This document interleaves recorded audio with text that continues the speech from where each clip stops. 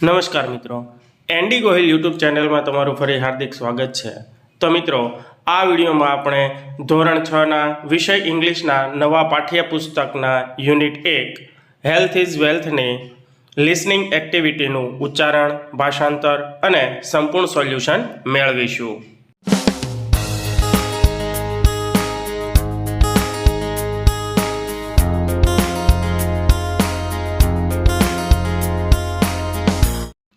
તો એક્ટિવિટી છે લિસનિંગ. તેમાં પહેલો ટોપિક છે recite and enjoy.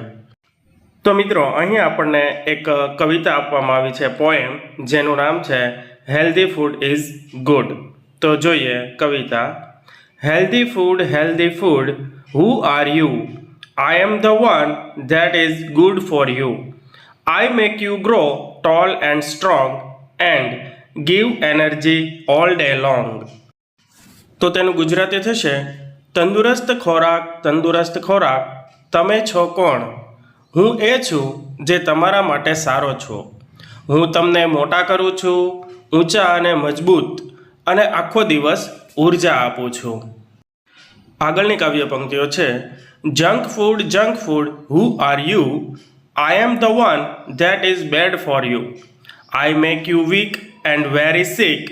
You become lazy and not very quick.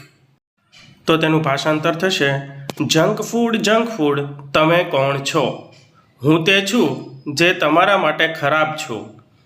હું તમને નબળા બનાવું છું અને ખૂબ બીમાર. તમે આળસુ બની જાઓ છો અને ઝડપી રહેતા નથી. ત્યાર પછીનો ટોપિક છે find the rhyming words from the poem, એટલે કે કવિતામાંથી તુકાંતવાળા શબ્દો શોધો. તો કેટલાક શબ્દો છે જેના આપણે તુકાન શબ્દો શોધવાના છે. તેમાં પહેલો છે મૂડ. તો તેના રાઇમિંગ વર્ડ્સ થશે ફૂડ અને ગુડ. બીજો શબ્દ છે ફોલ. તો તેના રાઇમિંગ વર્ડ્સ થશે ટોલ અને ઓલ. ત્રીજો શબ્દ છે wrong.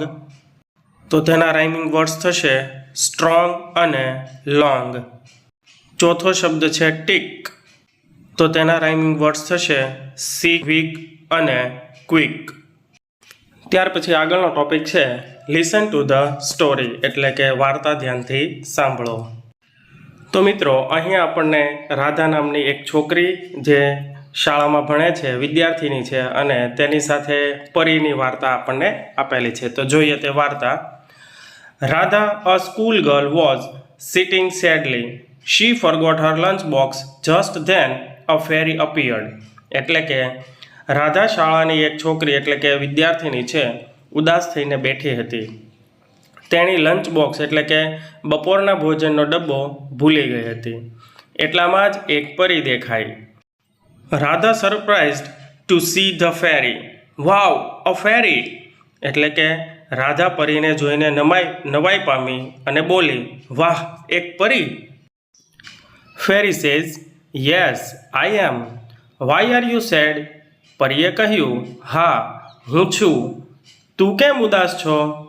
Radha says, I don't have my lunch box. રાધાએ કહ્યું, મારી પાસે મારું લંચ બોક્સ નથી. The fairy waved her magic wand and suddenly 5 colourful lunch boxes appeared in front of Radha. એટલે કે પરીએ પોતાની જાદુઈ છડી લહેરાવી અને અચાનક રાધાની સામે 5 રંગીન લંચ બોક્સ દેખાયા. Radha says, amazed, what are these? રાધાએ પૂછ્યું આશ્ચર્ય પામીને, આ શું છે? Fairy says, these are snacks for you. પરીએ કહ્યું, આ તારા માટે નાસ્તો છે. Radha says, I am very hungry.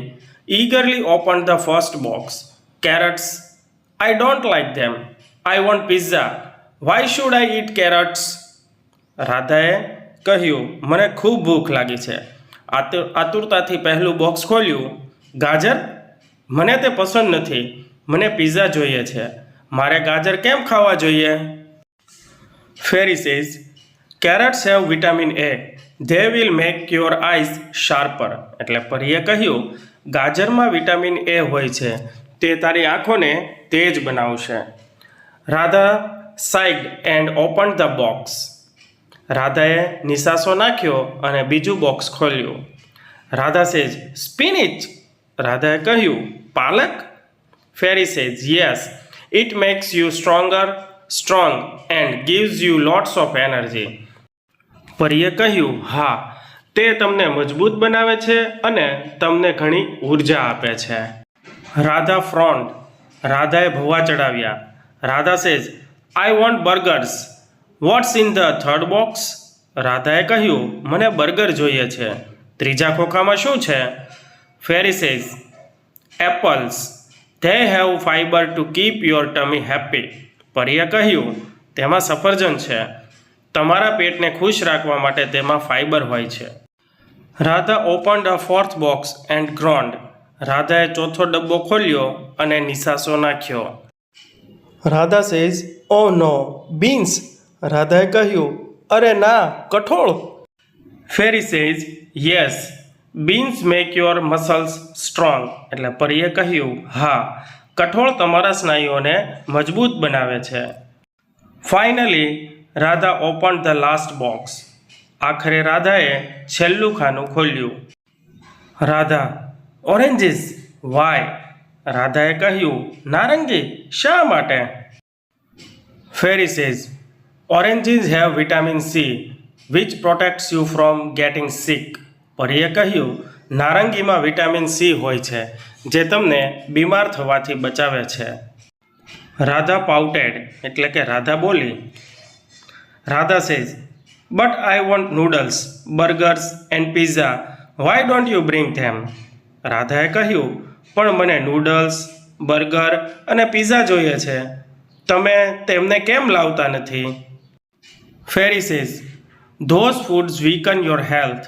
Fruits, vegetables, beans and grains are healthier. પરી કહે, તે ખોરાક તમારા સ્વાસ્થ્યને નબળો પાડે છે. ફળો, શાકભાજી, કઠોળ અને અનાજ આરોગ્યપ્રદ છે. Radha thought for a moment. રાધાએ એક ક્ષણ વિચાર્યું. Radha says, okay, I'll eat them, but can I have pizza sometimes? રાધાએ કહ્યું, ઠીક છે, હું ખાઈશ, પણ શું હું ક્યારેક પિઝા લઈ શકું?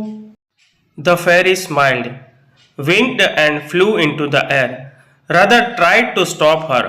Radha ran after her and fell off the bed. Her eyes opened at that moment. પરી હસીને આંખ મીચીને હવામાં ઉડી ગઈ. રાધાએ તેને રોકવાનો પ્રયત્ન કર્યો. રાધા તેની પાછળ દોડી અને પથારી પરથી પડી. તે જ ક્ષણે તેની આંખો ખુલી. Radha says with smiling, oh, it's a dream only. રાધાએ હસતા હસતા કહ્યું, ઓહ, તે માત્ર એક સ્વપ્ન છે. ત્યાર પછી આગળનો ટોપિક છે, right what will the fairy say about these foods, healthy or unhealthy. તો આ એક્ટિવિટીમાં આપણને અહીં કેટલાક ખોરાકના ચિત્રો આપ્યા છે. તે ચિત્રો જોઈ અને પરી છે આ ખોરાકને હેલ્ધી કહેશે કે અનહેલ્ધી તે આપણે લખવાનું છે. તો અહીં આપણને પહેલા ચિત્રમાં શાક, રોટલી અને સલાડ જેવો ખોરાક ટિફિન બોક્સમાં દેખાડ્યો છે. તો આ ખોરાક છે તે હેલ્ધી ખોરાક કહેવાશે. બીજા ચિત્રમાં આપણને બટાકા પૌવા જેવું ચિત્ર દેખાય છે. તો આ ખોરાક પણ હેલ્ધી ખોરાક છે. ત્રીજા ચિત્રમાં આપણને નૂડલ્સ દેખાય છે. તો આ ખોરાક અનહેલ્ધી ખોરાક છે. ત્યાર પછીના ચિત્રમાં આપણને ફણગાવેલું કઠોળ દેખાય છે. તો આ ફૂડ હેલ્ધી ફૂડ છે. ત્યાર પછીના ચિત્રમાં આપણને ક્રીમ લગાવેલી પાઉંની રીંગ દેખાય છે. તો આ ખોરાક અનહેલ્ધી ફૂડ છે. ત્યાર પછીના ચિત્રમાં આપણને ફ્રૂટ્સ અને સલાડવાળો ડબ્બો દેખાય છે. તો આ ફૂડ એક હેલ્ધી ફૂડ છે. ત્યાર પછીના ચિત્રમાં આપણને દાળ અને ભાતનું ચિત્ર દેખાય છે. તો આ ફૂડ પણ હેલ્ધી ફૂડ છે. ત્યાર પછીના ચિત્રમાં આપણને વેફર્સ, કૂકીઝ અને હોટડોગ જેવું ચિત્ર દેખાય છે. તો આ ફૂડ અનહેલ્ધી ફૂડ છે. ત્યાર પછીના ચિત્રમાં આપણને પેકેટમાં મળતી ચિપ્સ જેવું જે વેફર જેવું આવે છે તે દેખાય છે. તો આ ફૂડ પણ એક અનહેલ્ધી ફૂડ છે. ત્યાર પછીનો ટોપિક છે match the correct pairs A with B, એટલે કે એ અને બીની સાચી જોડ જોડો. તો મિત્રો અહીં આપણને એક કોષ્ટક આપેલું છે જેમાં એ વિભાગમાં ઓરેન્જીસ, બીન્સ, એપલ્સ, સ્પિનિચ અને કેરેટ્સ એમ ખોરાકના નામ આપેલા છે. તેની સામે બીમાં તેમાંથી શું મળે છે તે વિગતો આપી છે, તો તેને આપણે સાચી રીતે જોડવાની છે. તો એ વિભાગમાં પહેલું છે ઓરેન્જીસ, તો તેની સામે બી વિભાગમાંથી આવશે ડી, હેવ વિટામિન સી, એટલે કે તેમાં વિટામિન સી હોય છે. બીજું છે બીન્સ, એટલે કે કઠોળ, તો તેની સામે આવશે option E, makes you strong. ત્રીજું છે એપલ, તો તેની સામે આવશે option B, have fibres to keep tummy happy. ચોથું છે સ્પિનિચ, એટલે કે પાલક, તો તેની સામે આવશે option C, max you strong. અને પાંચમું છે કેરટ્સ, તો તેની સામે આવશે option A, have vitamin A.